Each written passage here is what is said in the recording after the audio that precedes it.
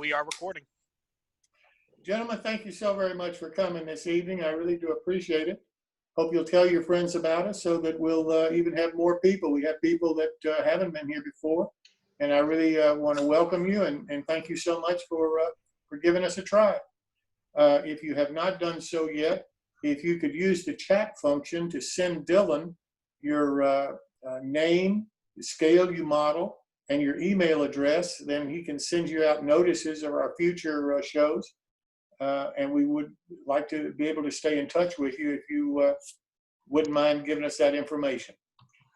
Tonight we got a real treat, Scott Peterson. I found Scott, I guess I found him, I just lucked on him a while back and wrote about him in one of my articles and was really impressed with what he was doing with his company. His company is called HRM Laser Models, LLC. And I was really impressed with what he was doing. And I asked him if he'd like to come and talk with us this evening, and he agreed. And Scott, I can't thank you enough. Welcome so much, and I'll turn it over to you, sir. Okay, well, thanks a lot, Jim. I guess we'll start out with HRM is the street that I live on, Hidden River, and it's Hidden River Manufacturing. That's what HRM stands for. And I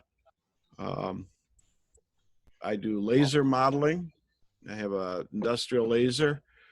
And I also, I do kit building. It's another facet of what I do. And other odd jobs, stuff to order and things like that. I help other people out if they need specific things, different window sizes or something like that. A little bit about me. I come from a mechanical engineering background. I managed 18 mechanical designers for Siemens and spent 40 years doing that at the same company in this area, a little town called Rothschild, just outside of Wausau, Wisconsin. And I started out on the drafting boards and then told my boss when they were looking at buying CAD computers and they were looking to send people to school. And I said, you'll never regret sending me to school because I think that's the way we need to go. Well, he did wind up regretting sending me because I became his boss after a while. But that's actually, he thanked me when he retired that I kept him gainfully employed until he could retire. So, but we in our shop used AutoCAD, and we used a 3D version of AutoCAD. But in my shop here, I just use just the 2D version of AutoCAD. I'm dealing with flat pieces of wood, and that seems to work very well for me. When I retired in 2014, so that's about 6 years ago. But about 2013, I told my wife when I retired I wanted to buy a laser and play with it as a fancy modeling knife, which is basically all it is. You know, it's great for cutting out parts. It just does it very accurately. So she told me, she said, why wait till you retire? Why don't you buy it now? So that was like a green light. So I investigated and I bought a Universal Laser Systems laser. It's a 50-watt unit, and it has a 12-inch by 24-inch bed that I can put material in. And I worked with our local hobby shop, which is Pope's Hobbyland in Wausau, and they asked me to do because I've been a modeler since age 3. I had quite a bit of experience, and I did a lot of teaching. Thursday nights was like clinic night at Pope's Hobbyland, and then we showed various techniques on how to build trees and do scenery and build buildings and that sort of thing. But my specialty was more the buildings. And and Dave, the guy that ran the hobby shop, asked me, so why don't we come up with a little kit, something like a little handcar shed. And there was a little handcar shed in Wausau, an old Milwaukee Road relic that was still sitting there. So I took my wife and we went out with a tape measure, and she held the dumb end of the tape and I held the smart end, and we measured it up. And we created a small modeling kit, and I cut it out with the laser, and I made about maybe a dozen of them, and we handed them out at the clinic. And I quickly put one together. It took about an hour and a half to glue it all together. And as a demonstration, and we sent everybody out and said, come back next week with your kit.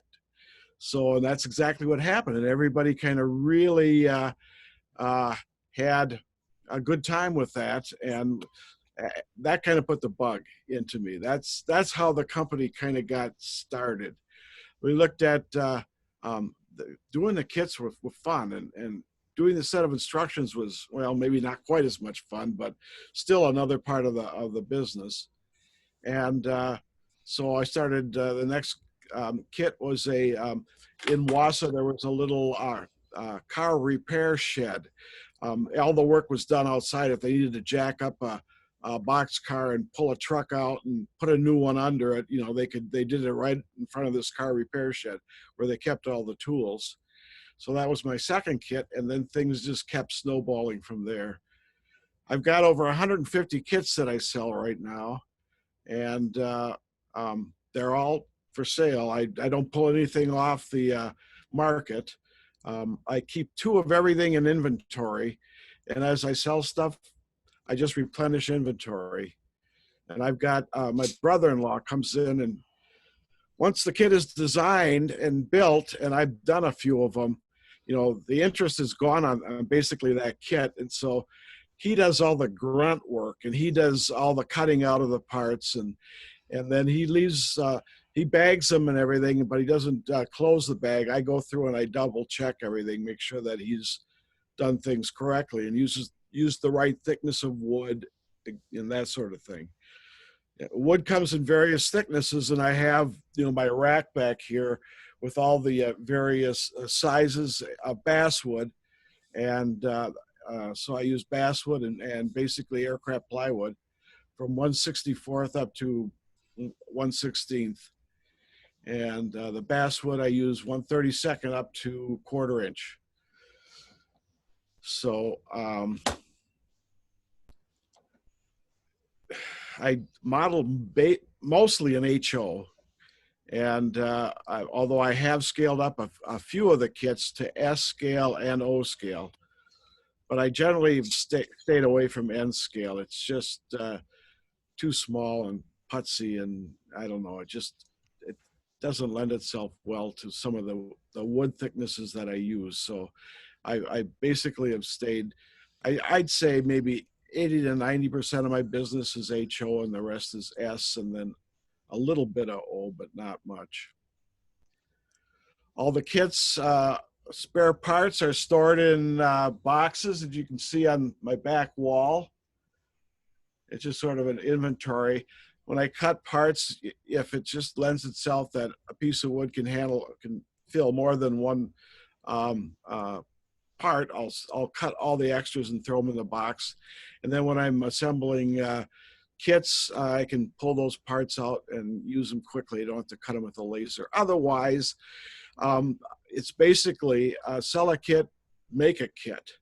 And I just keep a list of what needs to be made, and my brother-in-law will come down, and he's not a morning person, so I get the computer in the morning and the laser for doing design and development work, and then he gets it in the afternoon basically to refill inventory. So any questions up to this point?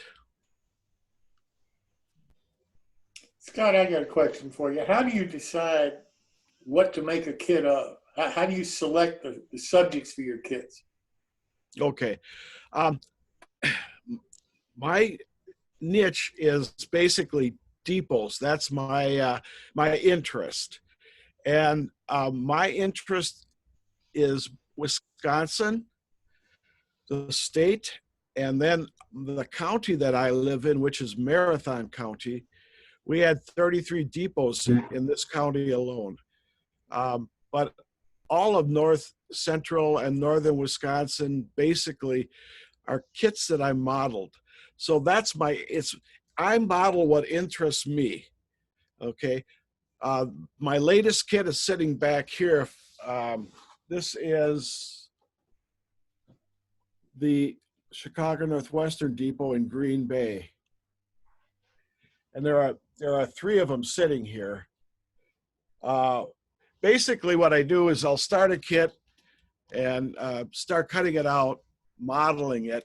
And then I get to a certain point, I've made so many changes that I got to stop and then start again, rebuild the kit. So that's why you see three of them sitting here. The first one you can see is the unfinished. Well, that's the one I started first, and I got just so far with it, and I quit with that one, and then I started building the next one. And usually the second build, I'll start painting it as I build it. So this kit, I put it on Facebook, and I've got to write all the instructions for it. And this is a pretty intricate kit, so it's going to take quite a few pages of instructions, and that's basically that's what takes the time. Is for writing the instructions and trying to, I know how to put it together, but a guy new to my kit certainly doesn't. So I need to give him detailed instructions. With this model, it's kind of interesting. But it was about 2 weeks ago, I decided I wanted to do it. I had taken, in 2010, 11, 12, my wife and I jumped in the car every weekend and went to a different corner of the state and photographed every depot in Wisconsin that was still a viable looking depot. If somebody turned it into a house and you couldn't tell it was a depot anymore, those I ignored. But all the rest of them, we went out and photographed. And one of my pet peeves is if somebody will send me a picture of a depot and there's only one picture and they want a model built of it. But what does the back look like? What do the other sides look like? And what are the dimensions? So it was important to me to go out and with all the depots that were left in the state, and there were about 250 of them that were viable yet. We went out and I photographed, I took at least a dozen photographs all the way around. And once again, I took my wife with me because generally, if a guy and his wife are walking around an old depot, people, they think, well, they're not, they're okay. They're not bothering anything. The guy's got his wife with him. So she's we've never had a problem. I went around, like I say, about 250 depots photographing them, trying and maintain or keep an archive of what these things look like. And also in case I wanted to model them, I'd have a record of what they look like. But I've been very fortunate in the over 150 depots that I've done. I have found the plans for those depots one way or another. I've gotten copies through the historical societies. My main interest is Milwaukee Road, Sioux Line, Chicago Northwestern, and Green Bay and Western. So it's basically those lines. And the Sioux, Milwaukee, and Northwestern, those three railroads went through my county. So they're pretty much important to me. And I've done a lot of clinics through our historical society on the railroad depots in the county and that sort of thing. Mostly to the golden groups from church groups and stuff like that, who tend to be more interested in history than younger people. So anyway, I went out, and it was 2 weeks ago, and measured up to measure up Green Bay's depot. And took a buddy along, and we had the tape measure out. We were measuring it up, and gentleman came out. The depot is actually was a brew pub, and it had closed down, and they moved the brewery portion one block behind the depot in a factory because they were outgrowing. They needed more room for production. And another gentleman purchased the basically franchise for the restaurant. He was just going to run the depot as a restaurant. It was called Titletown Brewery, Titletown after the Green Bay Packers. But anyway,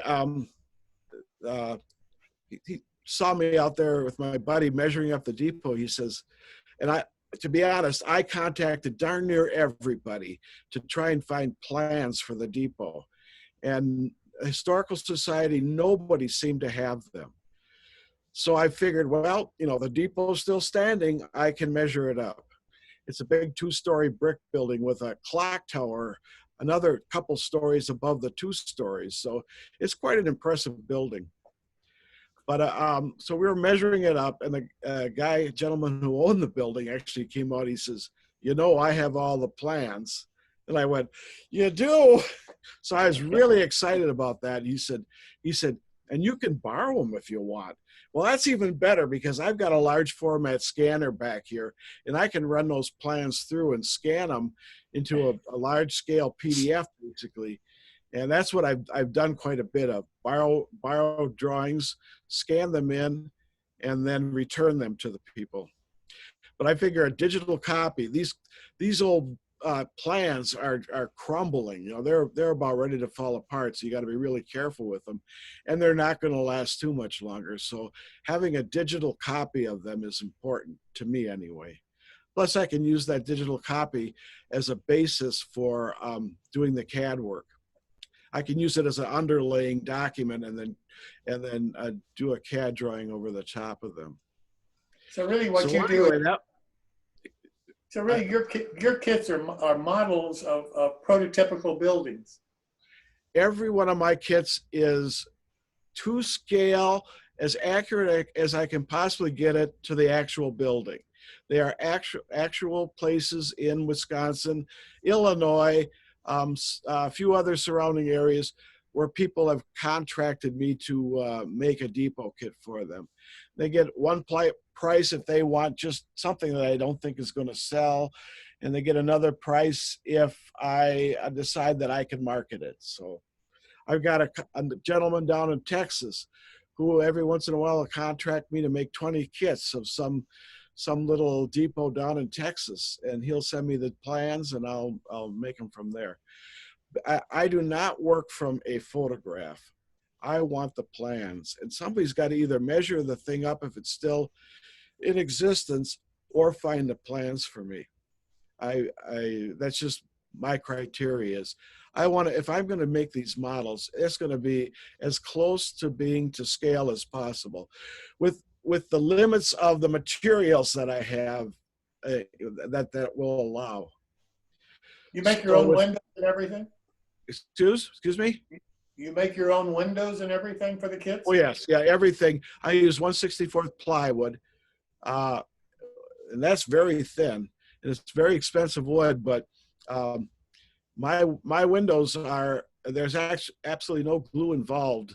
Everything is peel and stick, the way they go together. And because that was the hardest part. I never liked assembling kits where I had to glue in the windows, because you tend to get the glue on the glazing of the glass portion, and it just, I don't know. My windows don't require any of that. They basically, you peel and stick and put them in, and I don't know if you can. But I can make the windows actual, to scale in basically length and height and width of the window, and the number of lights in the window, and that sort of thing. So yeah, and a lot of the plans will list the window sizes and how many lights in a window. lot of the plans are just a plan view. There might be one elevation if you're lucky, but the elevations are never dimensioned. That's a rarity to find elevations being dimensioned.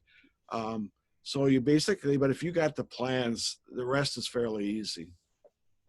So I work from the plans, redraw it in AutoCAD, and then from that drawing, they do a plan view and then a 4-view drawing of all 4 sides. Then I can take from that and pull the parts down and then detail out each part in a stick of wood. I draw a stick of wood on the computer. Let me see if I can bring up the computer here. Hold on a sec. For some reason, screen share is not working on my end.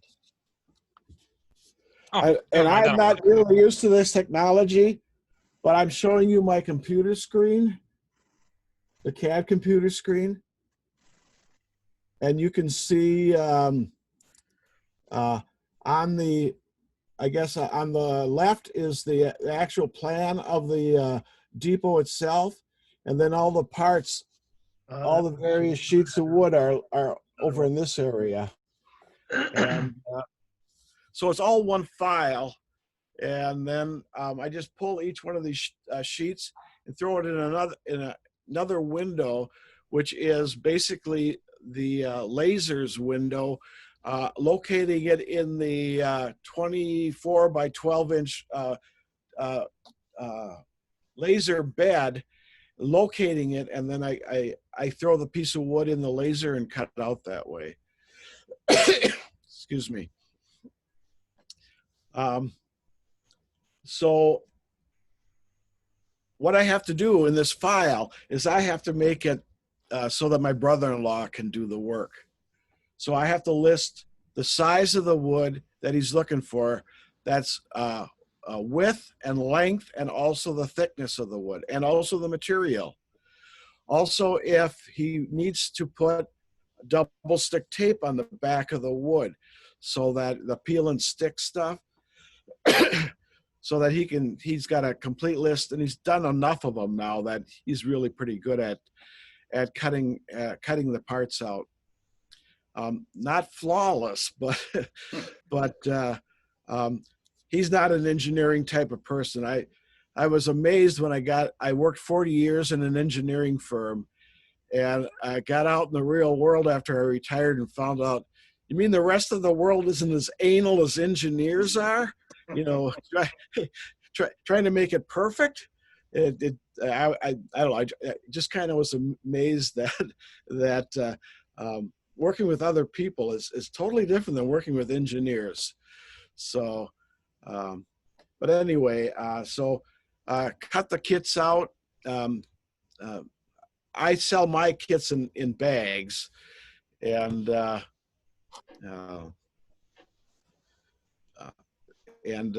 my marketing is through the internet. Basically, I have a website out there, and also on Facebook. I usually throw my models out there also. But I have a very strange business philosophy, and that is the less kits I sell, the better. Now, that's got to be kind of strange, but my reasoning is I have more fun developing kits than I do selling them. And once they're developed, I'm done. The fun is gone. I've basically had it, and I'm on to my next kit to develop. Now, people like my kits, and they want to build them, and that's fine. And my brother-in-law, as long as he can handle the production, and it takes maybe 4 to 8 hours to crank out a kit off the laser, and I only have one, but it's basically for my type of work, for my playing basically, and designing new kits with it. So I'm not really looking to sell a lot of kits. Like I say, the less the better, because then I don't have to. Then I can tell my brother-in-law he doesn't have to come in and work in the afternoon, and I get the laser all day to play with. I am a model railroader. I belong to a Model Railroad Club in Wausau, the Wisconsin Valley Model Railroad Club. There's a little plug, um, the Valley Line, and I've been a member of that club for 50 years. And we've been in the same location for 60 years. So I joined. The club started in 1960, and they are in the basement of the Historical Society. In Wisconsin, lumber was king, and this was a lumber baron's mansion. And I've also modeled that building because I wanted a model of that building in the basement for the model railroad. Everybody looks at the model, wants to know if I put the model railroad in the basement of the model, and I didn't. But anyway, I remember going down there. It's all behind glass, so you could look and see. We could watch the progress as kids. I was born in 1950, and so I remember wanting to join at about 13, but they said you got to be 18 to join.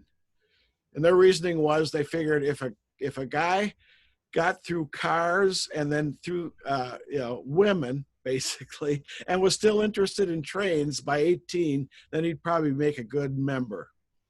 So I remember it was a Thursday evening when our club meets every Thursday. It was my birthday. I was 18 years old. I had a little Suzuki 50 motorcycle. I jumped on that motorcycle, raced down to the club and joined because I was finally 18. And I've been a member since 1968. And so that says you successfully survived the gauntlet of sin that is teenage years. Yes, exactly. I guess the way I became interested in trains and model railroading was we lived next to a switching area off the Milwaukee Road. And in 1954 and 55 and 56, they still had an old steam engine that did switching in Wausau. They retired it in 56. But I remember as a 5-year-old being just fascinated with that steam engine and scared to death of it because it made so much noise and, steam was coming out of everywhere. It probably leaked like crazy. But they kept it going. So I dragged when I heard it coming, I dragged my mom outside because we lived like one lot away from the railroad tracks, and I'd drag her out there and I'd hide behind her and I'd peek around her and watch the train. So that's how I basically became fatally fascinated with railroads. And my dad bought my ma a Speed Queen a clothes dryer, and he got a free Lionel train set with it that Christmas. So that's when I was 6 years old. I got that. It had a up and over figure 8, and that just fed my interest. And then later on, I got a Lionel and O scale, the Texas Special. I think that was one of their cheaper train sets. And then I kind of got into HO and in 1970 I graduated from Wausau Senior High, got associate's degree in mechanical engineering at our local technical institute. Uncle Sam tapped me on the shoulder and says, "We want you." And I had to go down and take my Army physical. And my dad pulled me aside. He had been in the Navy, and he said, "Would you rather ride or walk? Would you rather have 3 hot meals every day, or eat K rations? Do you want clean sheets every night, or do you want to sleep in some foxhole?" I said, "Well, the latter sounds better." He said, "Then join the Navy." So I went over to the Navy recruiter, and I said, "I'm already had my Army physical and everything. Can you pull me into the Navy?" And he looked at my grades, associate's degree and everything. He said, "Yeah, we can pull you over. You can get an A school. We'll send you to school. You just pick out what you might be interested in." And I thought, well, naval aviation sounded kind of neat. So I geared myself towards that. Went to hydraulics school for naval aircraft. And they sent me over to the Philippines for a couple years. I was stationed in Subic Bay. We flew flights over to Vietnam, mail route. We flew mail into Vietnam, Cam Bay. And boy, we'd fly in there, land, and I was loadmaster, and we would throw those mail bags off as fast as we could, and then took off and got out of country again, because we didn't want to be there any longer than we had to. And I was with a group of guys, and we round robined it so that everybody could fly in at least once a month. And what happened with that was you got flight pay, you got tax-free for being in country, you got hazardous duty pay. It doubled basically my salary for the month just from making that one flight once a month. So then 2 more years at Whidbey Island, Washington, working on A6 intruders. I don't know if you ever saw the movie, The Flight of the Intruder, but that was the aircraft I worked on. And we deployed on the Kitty Hawk, aircraft carrier CV-63. And I made one cruise on that. And to be honest, I really didn't want to ever be on another cruise if I had to. It was okay, but you waited in line at least an hour or two for every meal and anything you wanted to do. So it was just a real pain in the butt to be on a carrier. Then when the war ended, basically the Navy just was trying to get rid of people, and you could have saved a multi-million-dollar aircraft and they would have written you up for a haircut. So I decided to get out and got a job at a local company here and stayed there for 40 years. Learned computers and CAD, and then finally after 40 years, I got to do what I really wanted to do, and that's model railroad full time. So I have a question for you. It's a two-part question. My name's Greg. Hi, Greg. I suppose you get a variety of the stations that you model from both wood and brick. And which one do you tend to do more of? And also, are there any materials besides basswood and aircraft plywood that you've been playing with cutting with, or that you're really interested in? Oh, that's pretty easy. I deal with the basswood and plywood, basically. Okay, so wooden depots are by far and away what I do most of. For the brick depots, like the Green Bay Depot is a brick depot. It's sandstone. It has a sandstone. The first 4 feet of it is a sandstone, and then above that is brick. And the brick takes a little bit longer to cut out of the basswood, and I do cut it out of basswood. It's basically the computer and the laser printer cutter has two different ways it'll cut. It'll cut vector and raster, and vector is from point A to point B. Cut a line. Raster is from point A to point B. There are a million little dots in between, and it has to draw each one and every one of those little dots to make a line. So it's much better, a much smaller file to have a vector image file, and that's what AutoCAD is. But their crosshatch patterns, I convert those into raster images, and that's what I do with the brick. But because I found if I try to do vector cutting a brick, it's just each little brick has to be cut, from point A to point B to point C to point D back to point A, and then it does that over and over and over again. It takes forever. Where with the raster, it just does it back and forth, and it maybe takes 10 minutes to do a full sheet, where it would have taken an hour and a half to do it vector image. So I've been kind of playing with that and developed a way of doing all that for myself. My laser is in my basement, okay? And there is my laser. You see that pipe running up to the window and out? Okay, a laser burns the wood basically to make the file and to cut the line, and that generates smoke. And you've got to get that smoke out of the laser chamber, or it's like headlights in the fog. It's just reflects off everything and it doesn't cut anymore. It's, it dissipates the beam more or less. So I've got to have the exhaust has to be evacuated out of the basement.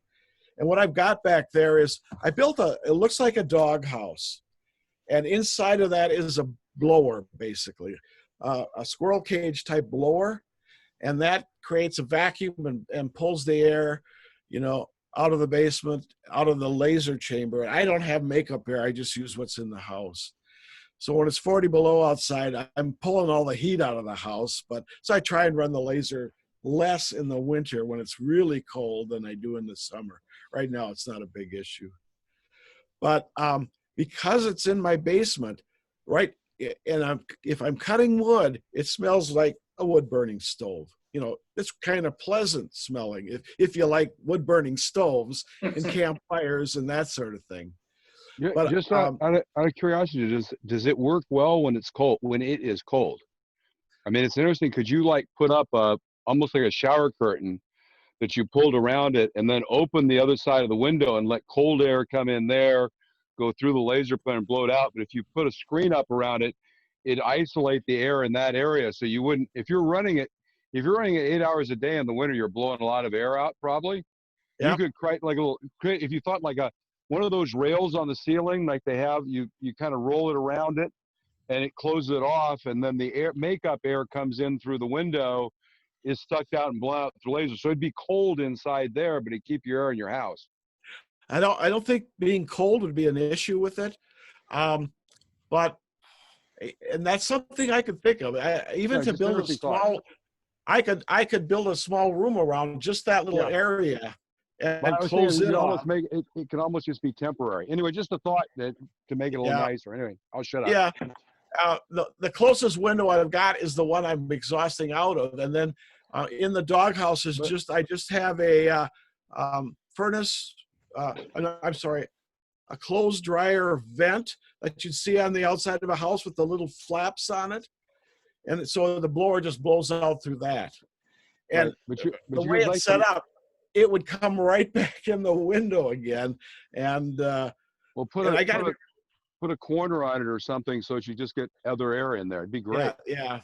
That's possible. Although, to be honest, I don't worry too much about it. It was a big deal to get that blower outside because that's noisy. And this is a residential neighborhood I live in, and people have asked me, "What's that noise?" I said, "Oh, for my woodworking shop, I have an exhaust system." So, we really aren't zoned for industrial type things, which is kind of what I'm doing down here, but I just call it woodworking. But anyway, you were talking about other materials. I do. I purchased for my glass windows, for the glazing in the windows. I purchased this plastic material that you'll see on reports. It's 8.5 by 11, and you've seen them where they'll 19-hole punch them and put the rings on them, and then a number of pages in there. But this is the cover sheet. Well, I buy those basically, and I'll stick those in the laser. But that I do that very sparingly, and I make sure I run the exhaust fan, because burning plastic in my basement is not ideal. It's not the best thing to do. It is, plastics are carcinogens basically when they're burning. And so people have asked me, well, can't you make them out of styrene well, styrene turns into, chlorine gas when it burns. So, you really got to be careful about other materials than wood. So I basically, I'll do basswood, plywood, paper, cardstock, I do shingles with a black, basically paper. And then I'll sparingly do the window glazing. What about using acetate for the windows? Is that different than the plastic you're using? I don't know, but the stuff I'm using is real cheap, and I try and keep the price of my kits low. I don't. I'm once again I'm not trying to sell kits to make money. I'm just trying to get kits out there so people have fun with the hobby. So I try and keep the kits as low as price as possible, so a guy doesn't, if he buys a wooden kit and he just warps the heck out of it, by using water-based paints on it and just screwing it up royally, he's not going to feel like he's going to be out much. And I don't recommend somebody start out with a model like the Green Bay Depot. Some of the smaller little,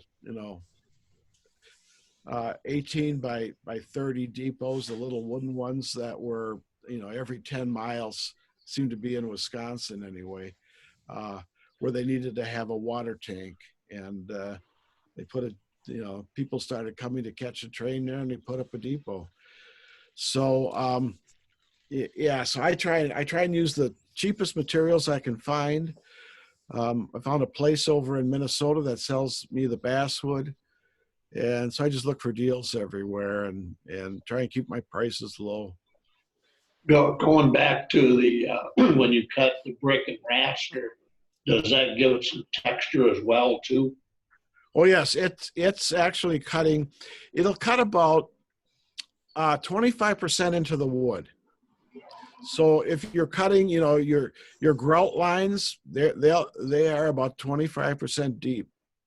Now we're dealing with wood here, so what I recommend if you want to do a whitewash in there to get grout in between the bricks, is to seal the wood first. Use Right. like a clear coat or something, some kind of varnish or I don't know what, but something where the white, whatever you're using, if it's a white water-based paint or whatever it is, doesn't soak in the wood right away, because the wood is porous. But do you put any texture at all on the brick itself, or just? Do I know? No. No. The bricks are so small. Right. In the I don't know, let me see if I can. In the sandstone or limestone down the bottom, that has a texture to it. Those are bigger blocks, and for sure you can see and feel that. So it does look like stone in that part. But it's for what you can actually see when the model's done, and how much time it would take to actually do all that embossing of the brick, it just isn't worth it. Right, not worth it, right. And that just raises the price.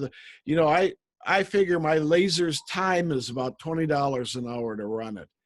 So I look at each sheet in a model, and typical small depot may have 5, 6, 7 different sheets of wood, and each sheet may take 5-10 minutes. So, if there's an hour or two of laser time in a kit, that's $20 to $40 then.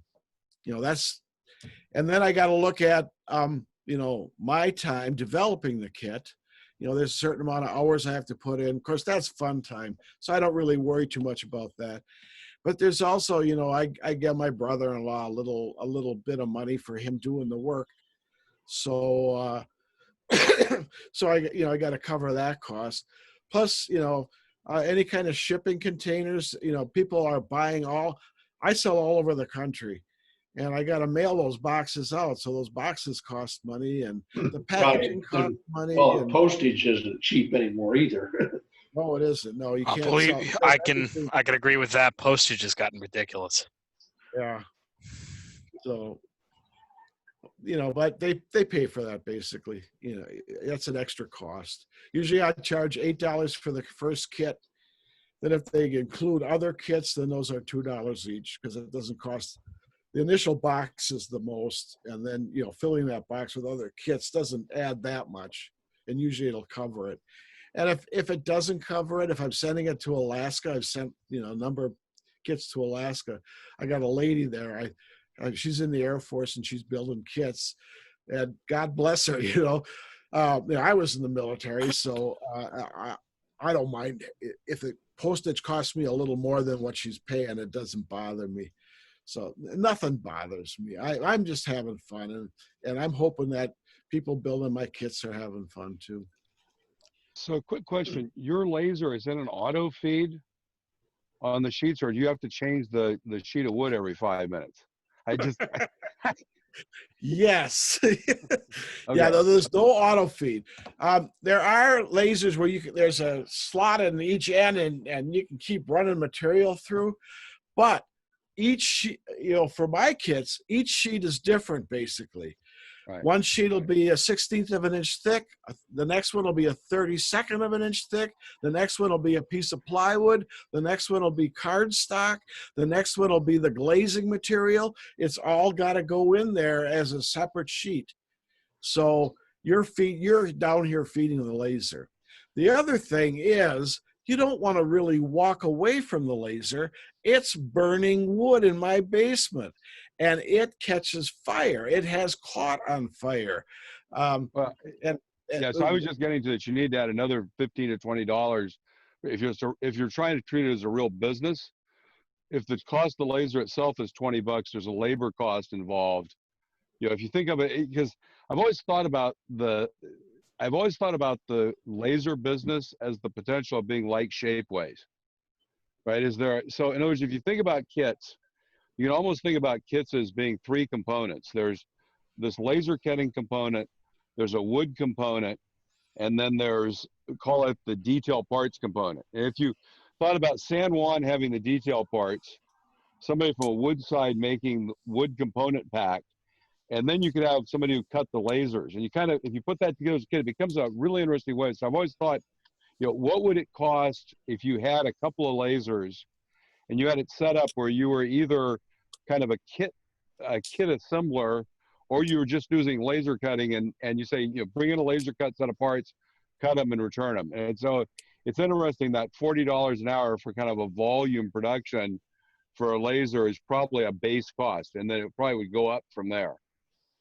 Yeah, I'm not factoring the price of the laser, which was about $12,000. So you got to amortize that over 3 years. That's $4,000 a year. No, I guess what I'm thinking, guys, my tax guy does that. I don't.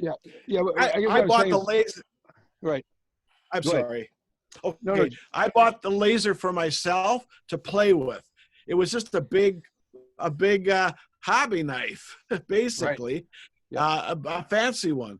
And so I started this little company, and I just happened to have a laser to do that with. Right. So I don't worry about any of that stuff. And I don't do production. I'll fill an order and then I'll make another kit to fill inventory back up. I keep 2 of everything. So I get an order and it goes out the next day. But then I have to take and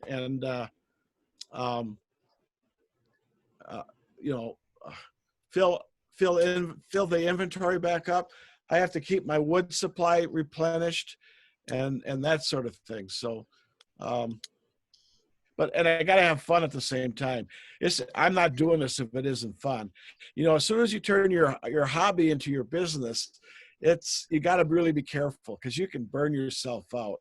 Yeah. So what made you decide to buy a laser? I mean, what interested you?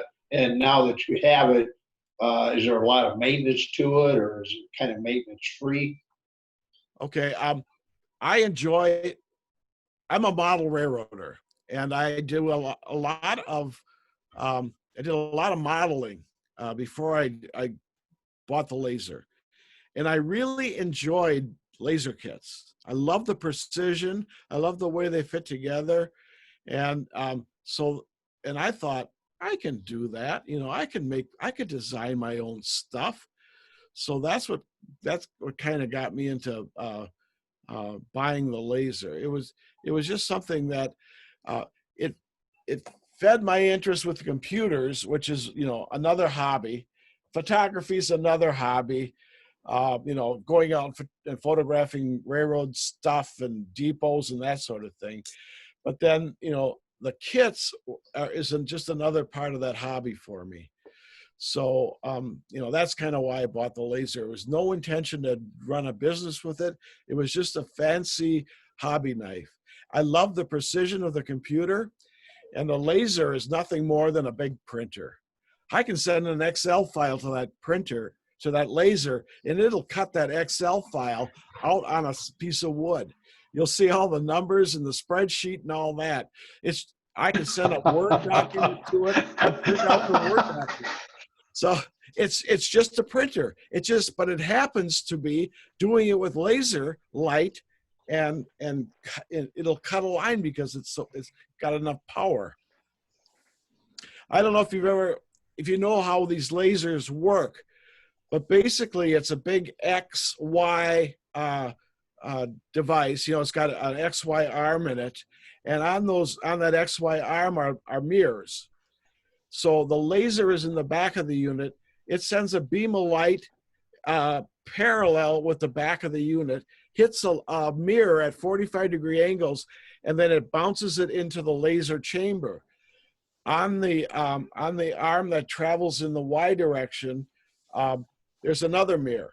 So that directs that laser beam down that arm, that 24-inch long arm. On that 24-inch long arm is another mirror, which points that laser beam straight down towards the work. Now the laser beam is unfocused during all of this time. I would say it's maybe about 1/8 of an inch in diameter. And once it hits that final mirror pointing straight down, it then goes through a lens, and that lens has a 2-inch focal point on it. So that unit is 2 inches above the working surface. At that point, the beam is focused, and it's like taking a magnifying glass and going out and chasing ants around. You know, as a kid, we used to do that. So that's basically how that works. The reason that laser beam is unfocused is if it was a focus beam hitting those mirrors, it would very soon burn those mirrors out. You'd be replacing those all the time. So that beam hitting the mirrors is unfocused until it goes to that lens, and then it focuses 2 inches away from that lens. In the laser chamber, basically, there's a lot of smoke and creosote and all that sort of stuff that goes along with wood burning. So you've got to, once a day, I'll go in and I'll pull the mirrors out and clean them with a little lens cleaning fluid and Q-tip and lens cleaning paper. Clean those mirrors off, and I'm good to go for another day. So there is that maintenance with the unit. Other than that, I bought this unit in 2013. It's been running for 7 years, basically straight, and I've never done another thing with it. The other thing you have to do is I'm cutting all these tiny little window openings, you know, and they're tiny little pieces of wood. And the wood sits on a honeycomb mesh type material made out of steel. And those little pieces of wood will drop through there, and then they fall to the bottom of the laser chamber. And being uncareful with cleaning that out, I had a small fire in there once. So one thing, I quickly got it out. But I just went in there with my hand and kind of moved stuff around, and it put the fire out. Plus, I turned off the blower because it was feeding it oxygen like crazy. But I since learned to keep those little tiny parts cleaned out every couple of months. Go in there with a vacuum and clean those out. And also to have a fire extinguisher right next to the unit. So it's, and not to walk away from it. What happens if another gentleman that I know walked away from his unit, and he had a fire going in his basement, and that's not good. So you really want to be around when it's running. You want to be, you can run to the bathroom or something like that, but you know, you want to be around when you want to be close by when the laser's running. So I've looked at a couple of your products. I see in some of the stations you you seem to cut some interior details that go in it as well, and I've never really seen that before. Do you offer that with very many of them? It's kind of unique, and I really like it. every one of my kits, if I've got a good set of plans and I know where the walls are, those walls are in the kit. So you and I on the plans, I tell you, this is the woman's waiting room. This is the general waiting room. These are the bathrooms, the office, the the baggage room, the express room, what the warm room.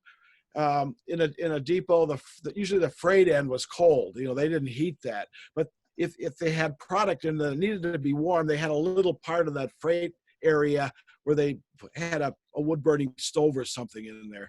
Probably burned down more depots than what those depots were burning all the time. That's why they keep building them so often. But anyway, so I try and give if I put the walls in there, it also makes the kit stronger. If you've got interior in the kits, and then I thought, I can put the bay window desk in there. I can easily. There's all kinds of wood that's not being used. Where you got the parts that are irregularly shaped, so there's little pieces of wood. Well, I'll take and I'll fill those with like the order sheet box, the little pigeonhole box. Usually you have one of those in a kit. I saw a clock in one. Huh? I saw a clock in one of them. Yeah. I'll put clock. I've got a little clock, and so I put that kind of stuff in the kits. So that's a really interesting thought process, because what you have is you have a bunch of standard objects that people could use in a kit, and you just find places to put them. Yeah. And they're in the kit, and once you've developed them, it's essentially virtually zero work to add that value, kind of surprise value to your kits. That's a really good insight for folks to think about wasted material and how you can reutilize it and kind of surprise value for the buyer. Sure. Yep. People will also ask me if I'll cut in some of I always put a floor in a depot. I always put a foundation and then a floor on top, and the floor is usually inset so that you can build the walls around it, and then so it just fits on the floor. Okay, so using the floor as kind of a guide, and in that floor then will be slots for the interior walls to go in, and you just start building it that way. You do the interior walls and then work to the exterior walls, and then my roofs are usually removable, so you could basically work on that on the side if you wanted to, or do that later. So I more or less modularizing it, this latest depot. It's actually 5 different modules. That's the clock tower, the main building, the platform, the roofing systems. They're like 5 different sub-assemblies. And so you could build each one independently of the other, or like me being crazy, I build them all at once. I'm gluing this up, then I'm working on this, and now this glue is setting, then I'll jump over here and work on this part. So but it's kind of, I don't know, what is like I'm very anal about stuff, and I'm also very, I got to keep working. I can't just sit and watch TV. I got to have something in my hand, or I'll be thinking about all kinds of different things. And pretty soon my wife will look at me and I'll be gone. I'll be in the basement because I had a great idea and I want to try something. So our TV does, as far as I'm concerned, it was a waste of money because I rarely watch it. But I just have more fun down here, and just keep trying different things with, my early kits look a lot different than my later kits. The early kits maybe don't have a lot of that detail in them, but as I've grown, and my kits have also grown, the way I do things, I think, is probably better, easier. I'm always looking for better ways of doing some of the stuff. So I don't know. That's part of the fun too. I know in the beginning you said you did mostly depots. Do you like think about any storefronts or stuff like that? I mean, there's a lot of unique different storefronts in different towns, I have done those, but I've done them for like businesses in my hometown. They wanted a model of their store, but do I Right. sell those? No. My interest is railroad structures. So my interests are depots, freight houses, water tanks, coal docks, coal towers, various things like that. Anything to do with basically railroading. And other people are in that market. Fine. That's their interest. My interest is railroad structures. I should probably show you my model railroad once. I'm going to grab my computer and take it with me. This is some of my G-scale stuff that I do. They're all scratch build models. Some of the stuff that goes outside. Right now, the stuff isn't outside, but this is what I've got outside. That's my actually, yeah, it's F scale basically. So that's my model railroad outside, and my model railroad inside is right here. As you can see, the only tracks I have are right there, and they're not attached to anything. So these are a lot of my models that I build. Basically, everything that I ship out of here is back against this wall. So this is basically I'm just kind of taking over the basement little by little. I know how that goes. That's what I did with my own stuff. A coaling tower, various things like that. I've got a little area where I can take pictures of the depots and just to put them out there for people to see. So I don't know. That's basically what I've got going here. So the G gauge models, are them kits that you've designed, or are they just ones you bought? They're scratch built totally. Okay. I don't. The only thing I buy are locomotives, and everything else is scratch built. I've got up here the little sway back car. You can see that. I put it in a form as I built it, and warped it as I built it. So just to try it. I think John Allen had an old gory and defeated boxcar like that, and I always liked that, so I did it in G scale. So what about a lot of the buildings? Are them scratch as well? Okay, that's another story.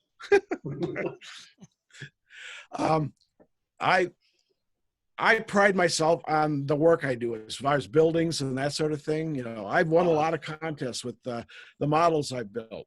Well, I did the same thing with the G scale. And I built them to basically go outside. But I built them out of the material that I'm used to, and that's wood. Right. Well, it takes about one summer of heat and rain and wind and sun, and it just destroyed everything. And it just right. I know what you mean, because I've got an outdoor railroad as well. So yeah, that's why I'm asking, because usually lasts about one summer. The plastic structures lasted the longest. Right.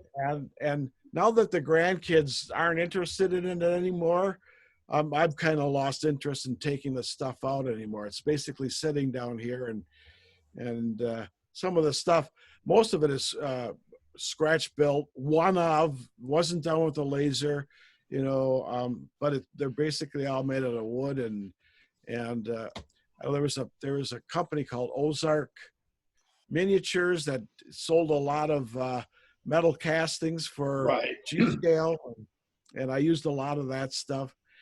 When you put that stuff, you put a lot of detailed parts on of dissimilar materials outside. They heat up and expand and contract at different rates, and there's no glue in the world that's going to keep anything together very long. Right. So, I agree with you. And I kind of let my railroad go outside for a couple of years. And it was just a hotbed of weeds. And so now this year I decided this was the year to get it back in shape. And so I've been working on that the last couple of months and getting it back in shape. And a lot of my buildings are falling apart from previous years. And, so a lot of repair there as well. So a lot of elements in that. Yeah.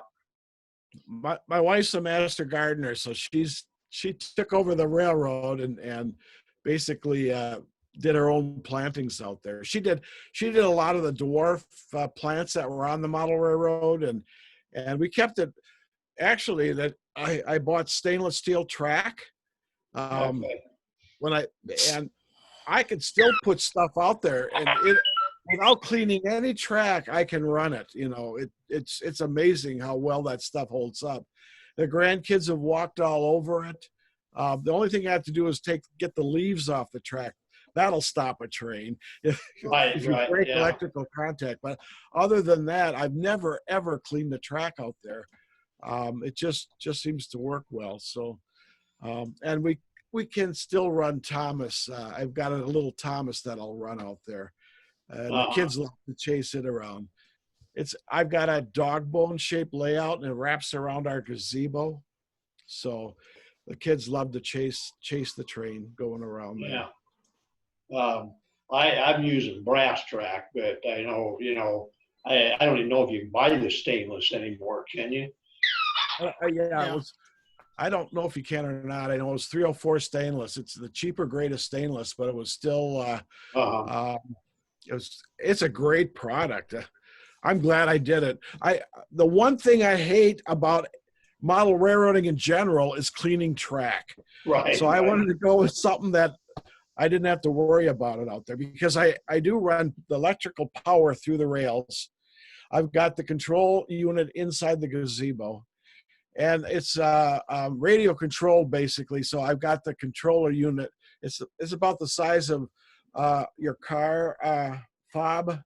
And Right. basically, so I'll walk around outside with my hand in my pocket, and I can push the buttons, and I'll tell the kids, "Now tell the train to go." It'll go.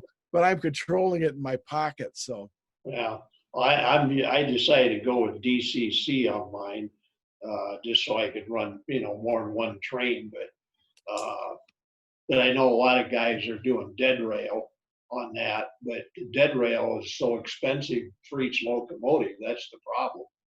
Yep. And then you always got you got to keep the batteries charged, and it's a constant. They say it's easier because you don't have to repair, don't have to clean track, but you still got the issue. Keep the batteries charged, all that, And, yep.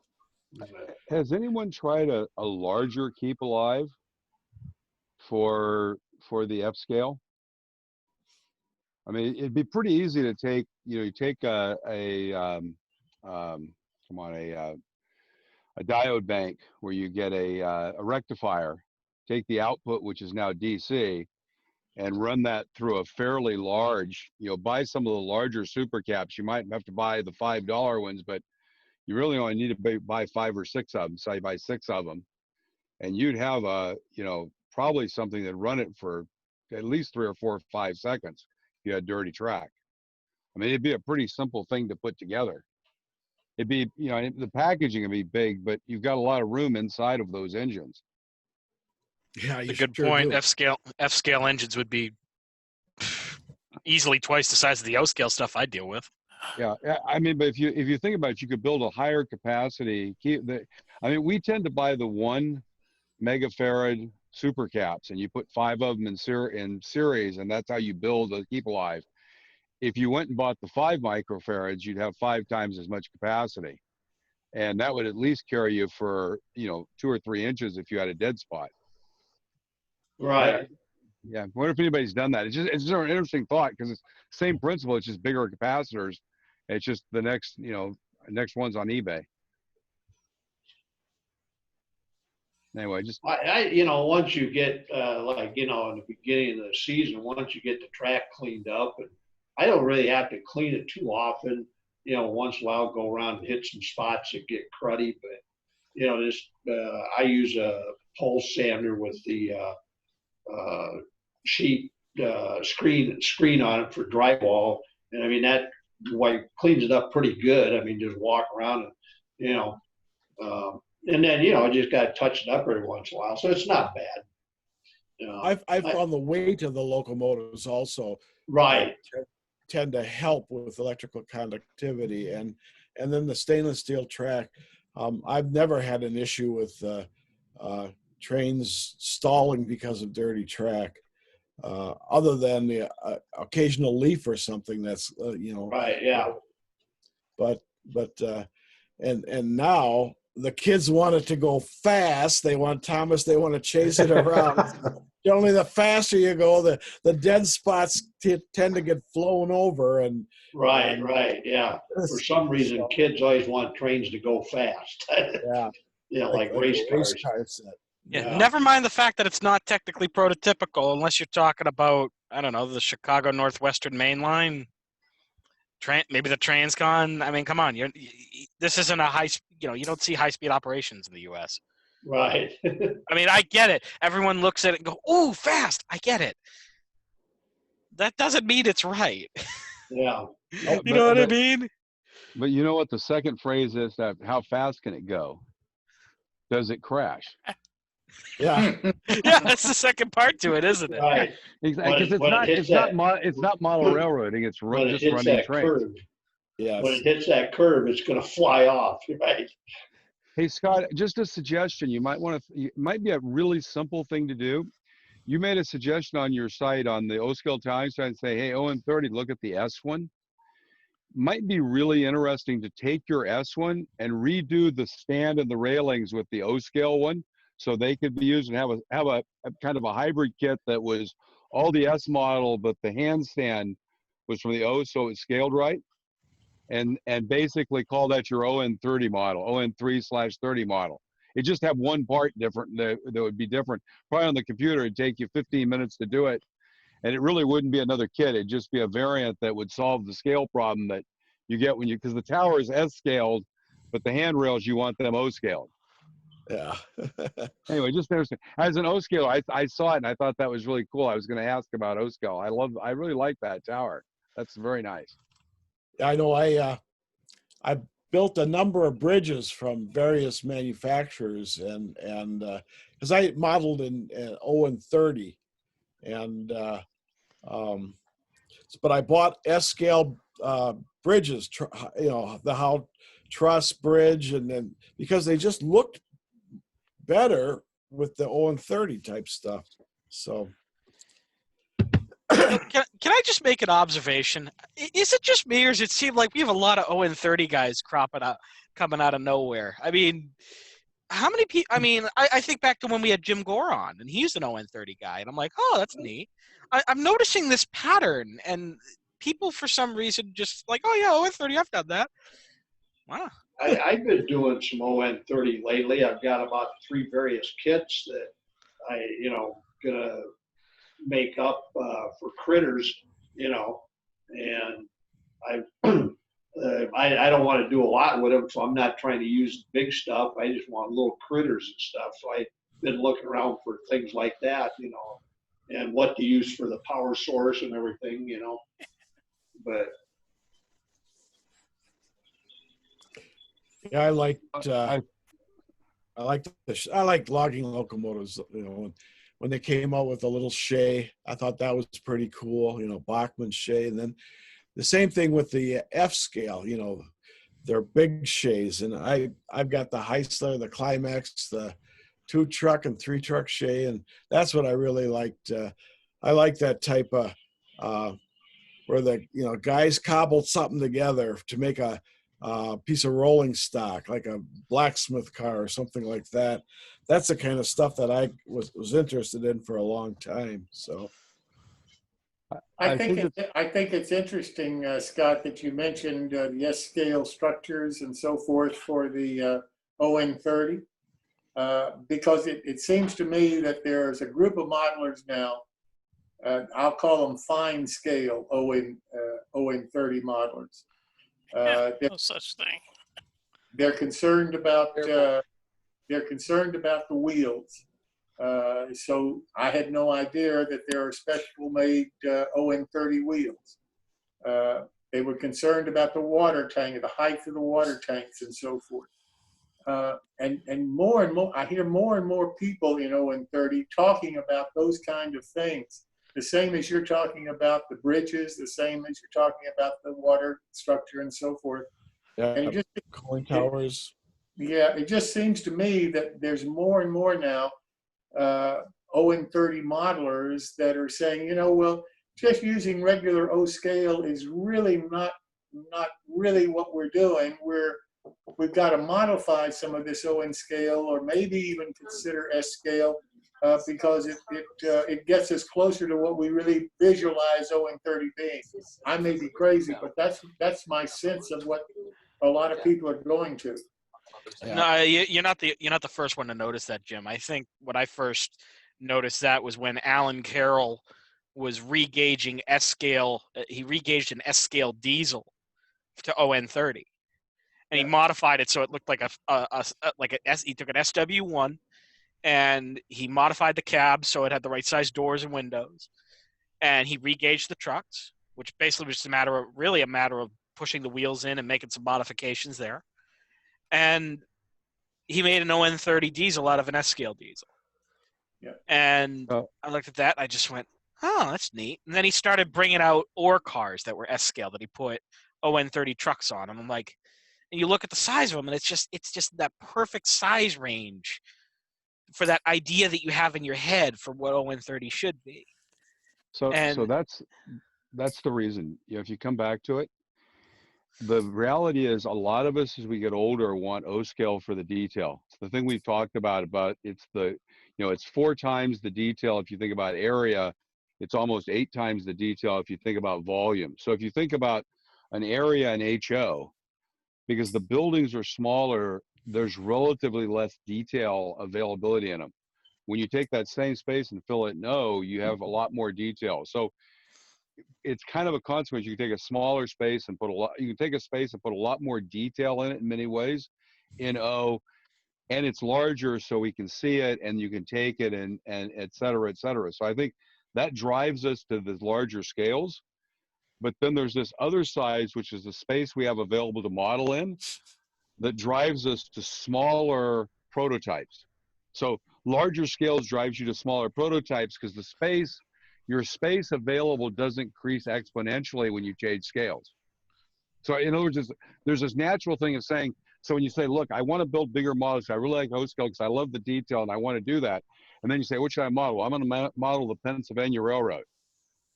In your 15 by 10 foot room, you're going to model not much. But if you say, no, I'm going to model a logging railroad, now you can create an environment, you've got space. So I think that's kind of why ON30 does so well. And the problem with ON3 is if you're basically not doing the Denver and Rio Grande Western, it kind of limits you. With ON30, if you're doing anything else, you've got the advantage of the O scale adjacent or HO adjacency. So I think there's a whole bunch of reasons why guys our age kind of migrate to that. It's a combination of eyesight, interest, the fastidious level of detail, wanting to fit more modeling in an area, so you go with smaller prototypes once you've made a scale decision. I think there's a whole bunch of reasons why ON30 is very attractive. And Dylan, you've seen that. I mean, other folks have seen it. The number of folks in that scale is probably growing. oh, it is. Like Al, like with the page that he runs, you get a lot of, there's a lot of people that lurk in there, but you do get a good number of engagement in there, and at the same time, I'll have people who I've never even heard of. Somehow they've heard of me for whatever reason, and half the time I don't even know how people have heard of me at this point. because it just seems like the 0-30 crowd knows who I am. That's what it feels like to me. But then you've got people from different scales that are like, I want to try 0-30, and I saw your stuff. How'd you find out about me? And I'll have some people tell me, oh, I heard about you from a friend, or I saw you on Google, and I'm like, well, I know I show up on Google, but that's kind of interesting that your friend told you about me. I'd like to know who he is so I can say thank you. You know what I mean? Because to me, I mean, 0-30, I know we've said this before, is one of the, as far as scales go, it's one of the most camaraderie scales, I guess you could say. So let me ask a question, guys. Everybody put your hand up, and I want you to take it down when I get to the number of meetings larger than the number you go to. So how many of you go to one video meeting a week? Just hold your hand up. Everybody hold your hand up. I want to go through this process. It's going to be very easy. How many go to one? How many go to two? How many go to three? How many go to four? Depends on the week. I go to four. So what I'm saying is we're doing 4 video meetings a week. So like you brought the X-Fi guy on here, Jim. I invited him to come in to a session we had and another thing to come in and talk. That was out in the Coast Division. He came in. I mean, so the thing is, if you see something that's interesting here, what's the probability with the next video group you get together, you say, hey, I saw something real cool over there. There was this guy doing this. You ought to go look at that. You got to look at Scott's Kits. They have really cool. We've become a much more connected community and there's no structural organization to this. It's the fact that because we're spending so much time in these kind of things, it's kind of, think about it as a hive where things move around. That kind of information really moves around. So I think there's probably in the last 3 or 4 months been a lot more activity of information dissemination across the hobby because of events like this. I agree. I totally agree. In fact, that's exactly why we started this one in the first place, because it was obvious to me that with the stoppage at the train shows and everything and everything else that we used to go to, if we didn't do something like this, then we'd lose touch with each other, and that's why I started these. I will tell you, gentlemen, the more things change, the more they stay the same. And I can say that because I've been a narrow gauge modeler since I was 8 to 10 years old, because I'm a weird kid. And I was fortunate that I knew all the old timers, being a Colorado native. I knew John Maxwell, and I knew Alan Brewster when he lived here, and Cliff Grant. And I had connection with some of these guys, and you would have been astounded at the amount of letters and round robin and things that they did to be connected. We are using our technology in a different way, but it's the same in that because we have this passion for narrow gauge. There's something about us that makes us a little different than some of the other modelers. And we do tend to be a little more outgoing and gregarious, although I can tell you a lot of the old timer narrow gauge, some of them were quite shy and they weren't as outgoing as some of us are. But if you got them talking about a narrow gauge specific topic, boy, you get Cliff Grant wound up, and Cliff was a shyer guy, but boy, you got him on a porter or you got him on something that kind of engaged him, and he would talk your ear off. And so what we're seeing here is that kind of writ large with the technology, that we have passion for it, and why as 0-30 people, we get into a meeting or meet somebody and go, yeah, that's what I do. And true, I was an 0-3 modeler up until I basically started the 0-30 annual. And at some point there in that first year, I said, I need to go over commit fully to 0-30 and just stop thinking of myself as an 0-3 modeler. But we can laugh about the fine scale aspect, but what we're seeing here again is what's always been true for narrow gaugers. There's some guys that were fastidious, Cliff Grant being one of them. 0-3 is fine scale just because Clint said, I was dumb, I didn't know any better, and I went out and measured the stuff and I scaled it down to 1/4 inch, so that's what it is. But you've always had like a Malcolm Furlow or some of these other guys, John Olson, who were very creative and they were going for effect, and that's where we're talking about the S scale stuff. that it looks right, so we're going to use that. And those two groups have always existed in narrow gauge. And so at some point, people will move either a little more towards scale and be a little more fastidious in that, or they don't care and they're going for effect. And that's kind of where I came. I consider myself a quote unquote fine scale modeler. I like rivet counting. I don't care about the track gauge. Doesn't bother me. Coupler height bothers me a lot. O-scale models with couplers hanging down, you know, at the like saggy pants on kids, that bothers me. That doesn't look right to me. But the track gauge, I could care less. Doesn't make a darn bit of difference to me, and that's why I'm a happy 0-30 modeler.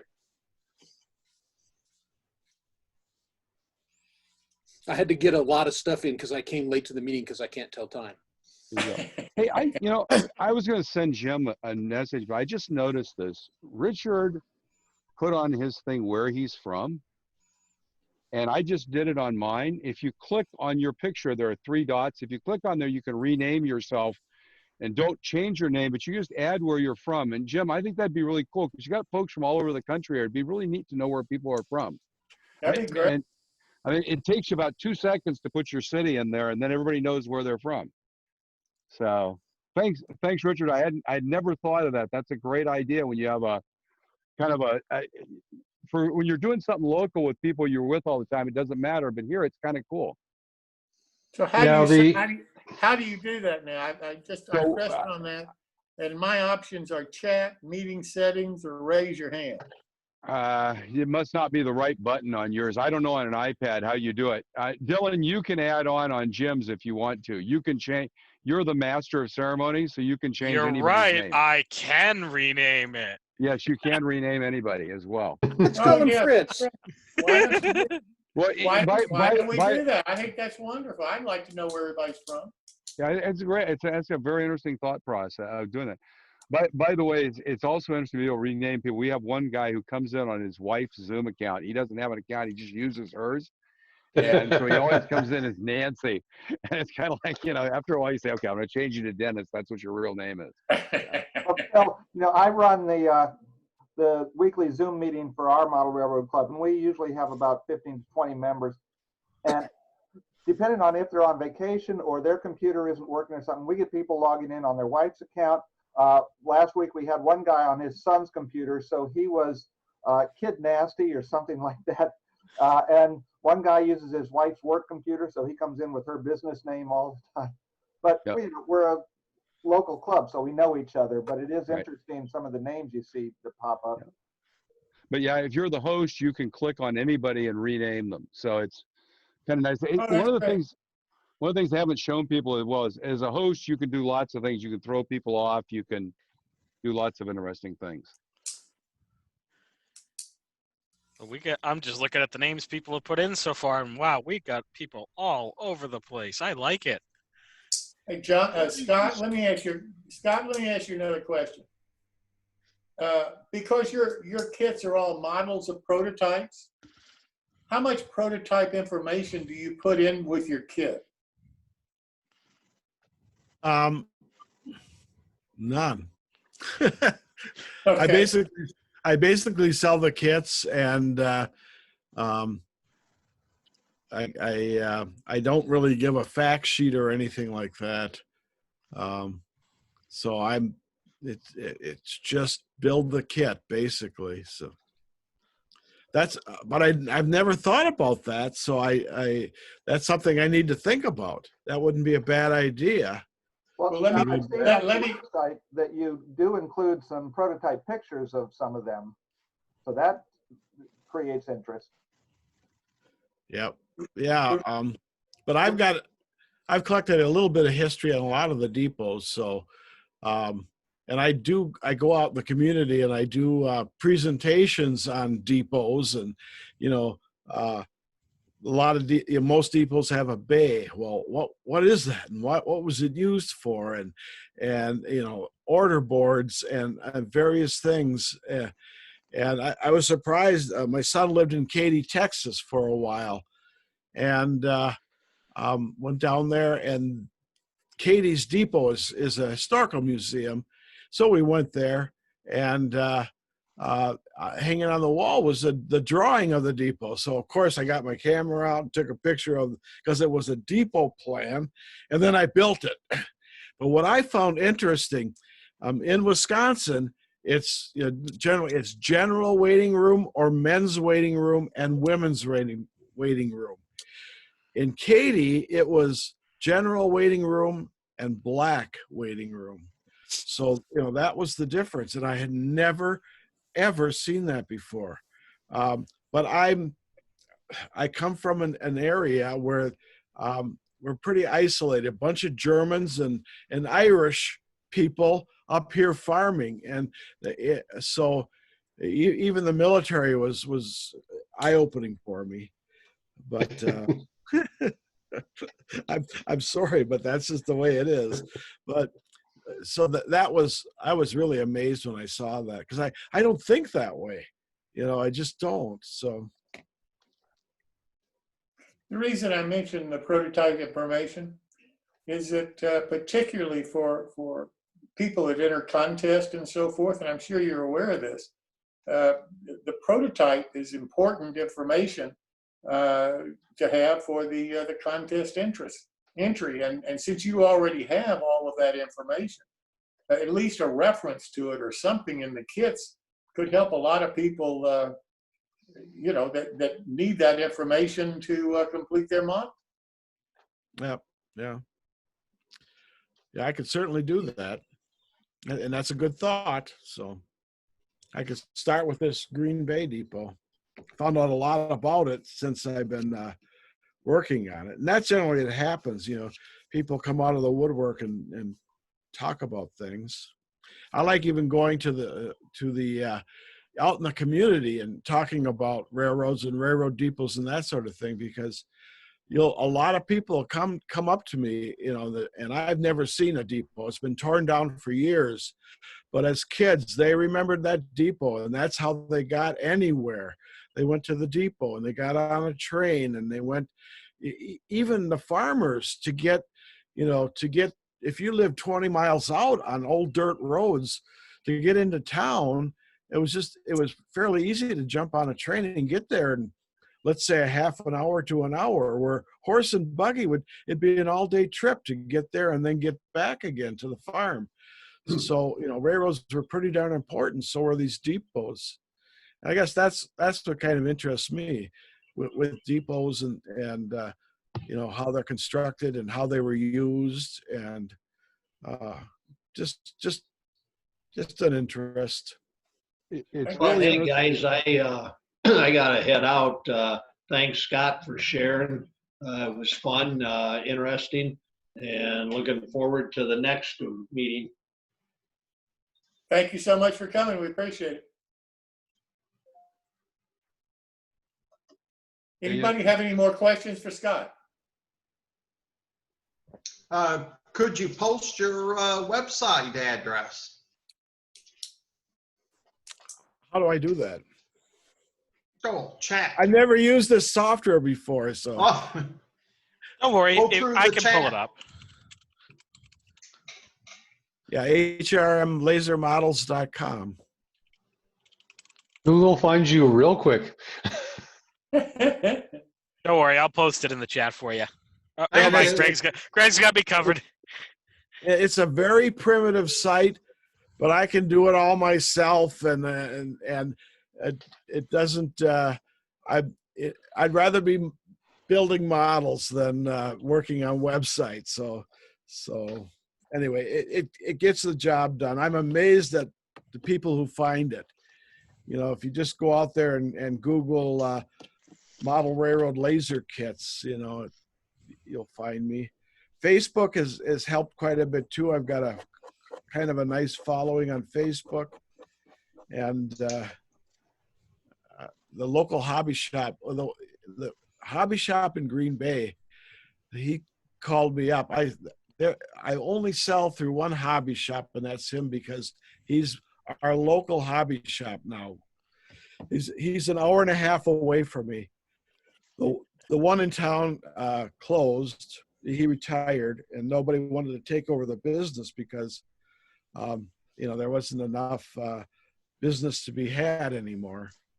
But the guy in Green Bay is still doing a pretty good job, and he's bugging me now on this depot because he said people want that depot, so you got to get it. You got to get it finished. Well, basically it's done, but now I got to write the instructions, which are probably the harder part. So, Hey, Jim, can I make a comment to Scott that I think Scott is mentally justifying the laser portion in his mind while doing everything he can to minimize the volume of business interference with his real life.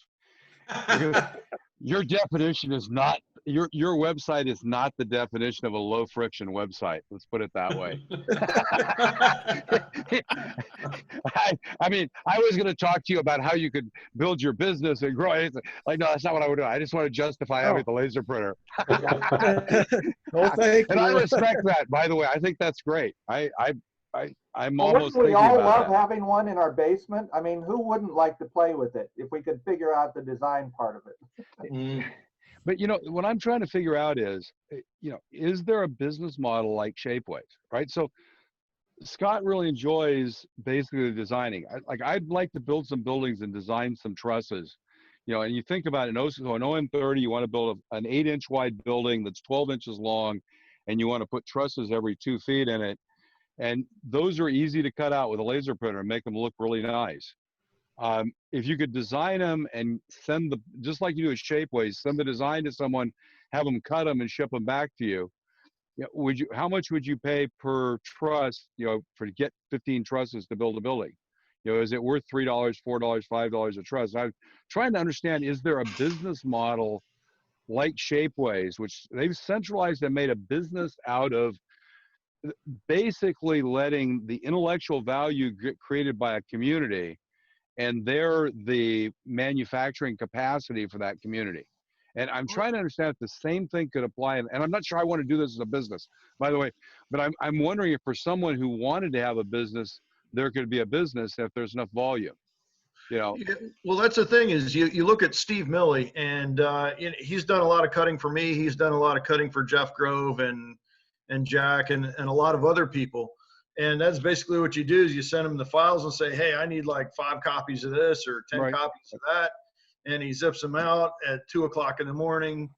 And, you've got them in like 3 days. So that part of it, yeah, people do that. I know he's not alone in that business. But he's not really online making that a business. He's kind of just doing it to folks who know him. Right. Yeah, what you're talking about, Phil. But if you look at his website, it alludes to that. To do that.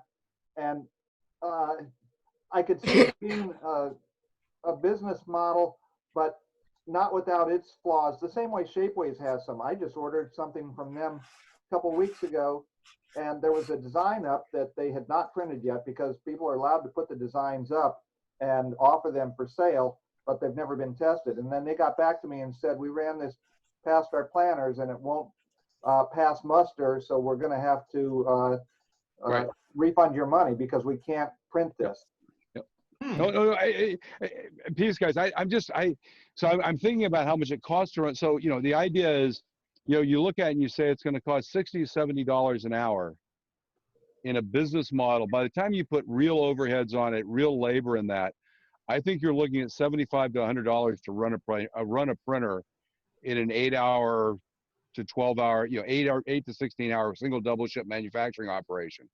So the question is, how many parts can you create in that if you have a your flow process? Can you make money? It's an interesting question. Oh. Yeah, and that's the thing, Scott, because like the guys who do the laser printing, it's really hard to kind of that transition between doing it and trying to do it in volume the way Shapeways does. The price structures become very different with Shapeways. Anyway, enough said. Sorry, I've always thought this laser printing, I'd love to be able to design something and go send it as a file. And whoever said there, I mean, Chris did, he left. I'll have to find out who it was who does cutting. I'd really like. Phil, it's Stephen Milley at Rail Scale Models. Yeah. Rail Scale. Okay, cool. Yeah, Thank but don't send him anything. He's overloaded and I've got stuff backed up.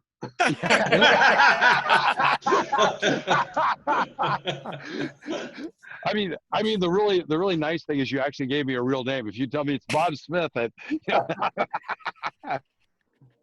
You know, I've heard, I think most manufacturers seem to do custom work, but like you say, it's not a Shapeways model. Yeah. Right. It's It's just let me work you in between the rest of my real job. right. You know, and in Shapeways, what we do is you bring a part and you import the file. If you have to think about the same model as Shapeway, you bring a part and you take the file and then you select the wood that you want that in, and basically it's based on a size of a piece of wood, so you get as many parts as you can fit on the wood, kind of the way you do, Scott. Um, I just I think it'd be really cool for the modeling community that does kind of called finer modeling. Having that available would be really neat generally, because it kind of There's move a lot. Yeah, go ahead. Phil, there was a gentleman that did it. He actually designed the software. It was called Kitamat, and he was, I believe, in South Carolina. And he ended up just making so much money doing little scrapbooking things that he basically shut down that side of the business because it wasn't profitable for him. So like everyone else, I just have friends that have lasers, and I can draw anything in Illustrator, and Dylan knows this because I send him files, and I just make friends with the equipment and say, hey, can you make me this, and what is it going to cost me? And go from there. Because the laser etching and laser cutting, there's a lot of different parameters there, and it's not as standardized as the 3D print models.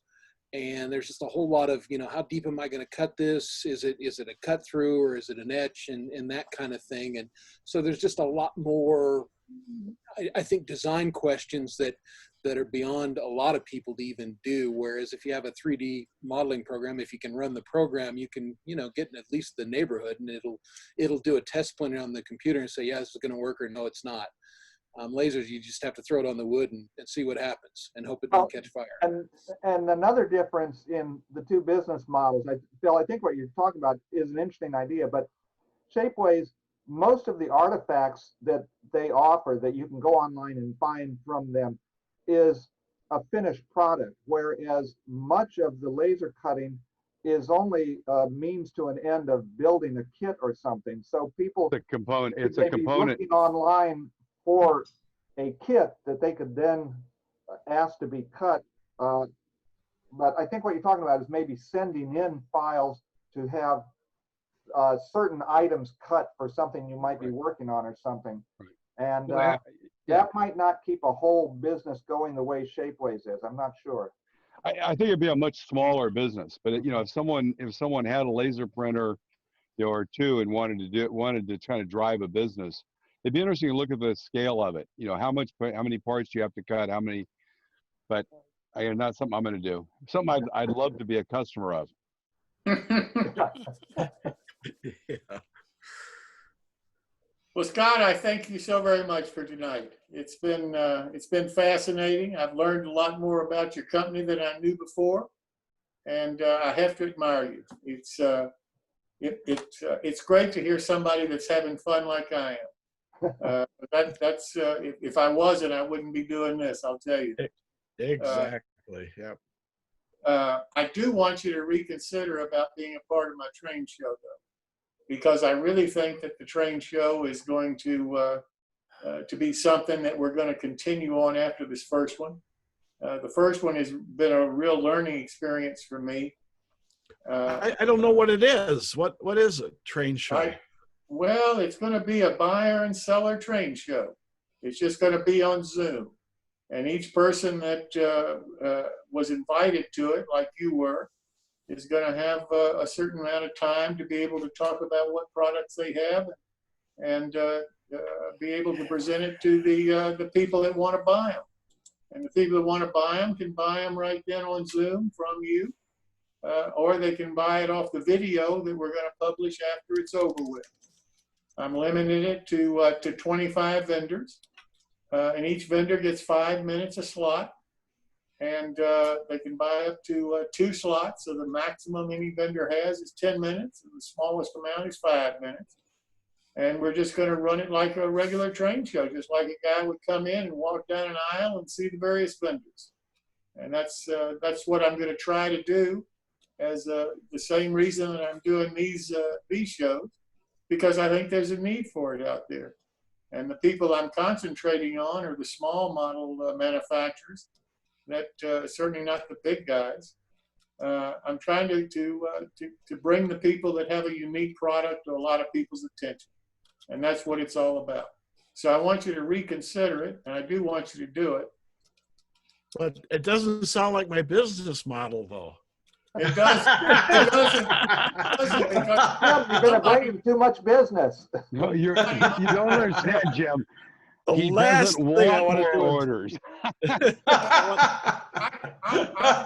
Hey, Scott, I can do this, Scott. If you want to do it, I can preface your presentation by saying, and please don't buy any of Scott's models because he doesn't want to sell them to you. Yeah, I suppose I could raise the price way up, but that's not what I'm doing. That's not. So, and to be honest, I'm happiest in my basement. Coronavirus, what's that? I don't leave my basement much of any reason for any other reason. So it hasn't bothered me at all, to be honest with you. It's hard. It's like that's hard. Is that going on still?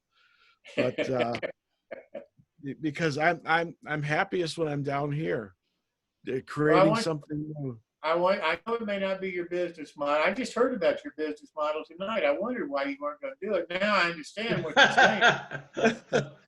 I just think you got a great product going, and I'd like to be able to talk to people about it. But I understand your business model. Well, we can joke, but once, many years ago, and I won't name names, but it was an S-scale manufacturer. And I called him as a young guy at the magazine, and man, I'm going to sell him some ads and all that, and had a nice conversation with him. And he said, well, why would I buy ads? And I said, well, obviously, you can get your name in front of people, and people will contact you and buy your product. And he said, man, if people do that, then I'll have to actually make these kits and then sell them. And I didn't have a response to that. I just said, I guess I can't help you then. Thank you. No, that's why I got my brother-in-law coming in and to cut out the kits, because he's happy just doing that, and that would bore me to tears after a while. So I've got to keep growing, keep developing, keep trying new things, keep designing, keep looking for these plans. I'm happiest when I find a new depot plan. So and then I can throw it on the computer and preserve it and model it. I look at that as kind of preserving history, with my models, and that's kind of always in the back of my mind. What's going to happen to all this stuff when I'm gone? Who gets all these computer files and all this stuff that I've got? I'm not a collector of Railroadiana, except for stuff like that, preserving files, preserving pictures and things like that, going on the internet and seeing what other people have posted. And I don't republish people's photos, but I do like collecting them in case I'm going to build that depot. Then I get to see I can drag those files back up and look at them, get different perspective on things. Because most of these depots are gone. They're not around anymore. I finally found out why the argument of why you need to be on the train show. You got to keep your brother-in-law employed. I'd hate to see you have to let him Yeah, but he's taking laser time away from me, so I need to get him his own laser is what I need to do. And just email him the files and the product, the wood and everything. That may be way cheaper in the long run. It might be, yeah. But I really do appreciate you coming tonight, Scott, and for your information and everything. I can't thank you enough. And it's really been interesting, and I think everybody's learned a lot about your company and about what you do, and I think that's all great. So thank you so very much. You're welcome. I enjoyed it. So great. Nice to meet you, Scott. for next time coming up, we have Andrew Keeney. And Andrew's a great modeler. He's got a huge layout. Belongs to a local club where he lives in Illinois. And I think you're really going to enjoy meeting him. I want to talk a little bit about the train show, because I'm having some people say, well, I'm not sure that we're interested in doing it because of the Zoom. And I'm not familiar with doing Zoom. I don't know how to do it. And it can be frustrating. So I talked to Dylan, and what we're going to do is we're going to have a training program for the vendors that we've invited as kind of a trial if they feel that they need some education in the Zoom system and so forth. And we're going to set up a time closer to the train show where the vendors can get together and ask any questions they have and so forth about how it's going to operate and what's going to happen, but also feel comfortable in the Zoom part of the operation. And Dylan's going to be available to answer any of their questions.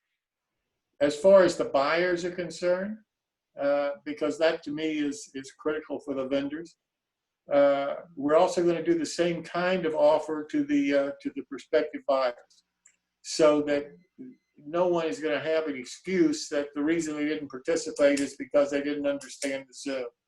And we're going to try to do this training as simple as we can, where they just log in, and if they can log into the training, then they can log into the show. If they can ask a question during the training, they can ask the question during the show. That's kind of the philosophy behind the training. It's not technical in any way. It's just a way for people to have a trial run at a Zoom meeting that they may never have been to before, but they're kind of concerned about going to the first one. So that'll be coming up probably late August, first part of September. But I did want to mention it to everybody. Again, if you haven't given your email to Dylan by the chat, if you'll do that, then he'll send out a notice of all the upcoming meetings and so forth. And we hope that you'll do that. Does anybody have any questions or final thoughts or last minute anything? You want to share some pictures? If you give me, Dylan, if you turn screen sharing, I'll show you a couple of. I gotta That's go. My wife that's needs- where I've got the my bad wife- news. I don't know what's going on with the screen share right now. Oh, okay then. Don't worry about it.